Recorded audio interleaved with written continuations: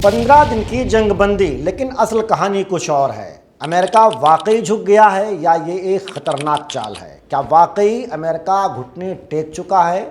क्या ईरान ने super power को मुज़ाकरात पर मजबूर कर दिया है? और क्या ट्रंप की धमकियां सिर्फ एक ड्रामा थीं?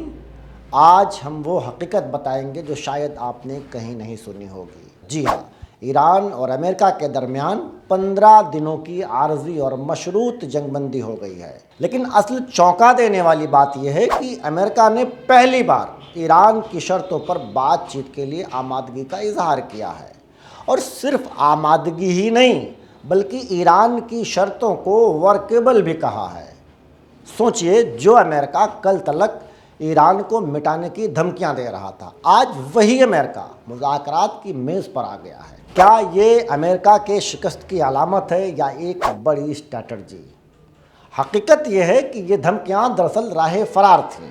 अमेरिका इस जंग में फंसता जा रहा था और उससे निकलने के लिए एक रास्ता चाहिए था, और वो रास्ता मिला अमेरिका को पाकिस्तान के ज़रिया।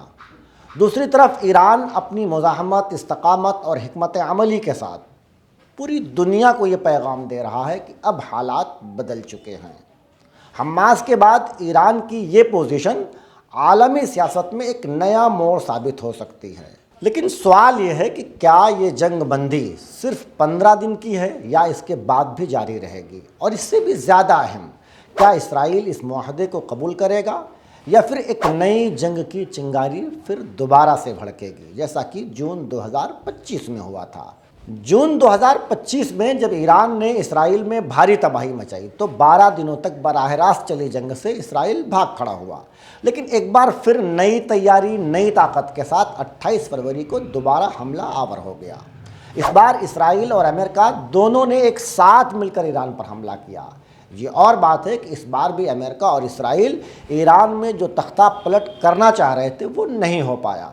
अलबत्ता इस जंग में ईरान की ज़्यादातर लीडरशिप को तबाह करने में अमेरिका और इसराइल को कामयाबी ज़रूर मिली। अब हालिया जंगबंदी या सीज़ फायर जून 2025 की तरह ही एक गेम प्लान भी हो सकता है, ऐसा कुछ माहिरीन का मानना है। कुछ माहिरीन इसे अमेरिका की स्ट्रेटजिक पसपाई मान रहे हैं, जबकि कुछ के मुताबिक ये वक्ती हरबा है। इस दरमियान अगर वाकई अमेरिका खित्ते से बाहर निकलता है तो ये सिर्फ एक सियासी तब्दीली नहीं होगी, बल्कि पूरे आलमी ताकत का तवाज़ुन बदल सकता है। फ़िलहाल इस बारे में आप क्या सोचते हैं? ये अमन है या तूफ़ान से पहले की एक खामोशी? कमेंट में अपनी राय ज़रूर दीजिए। शुक्रिया।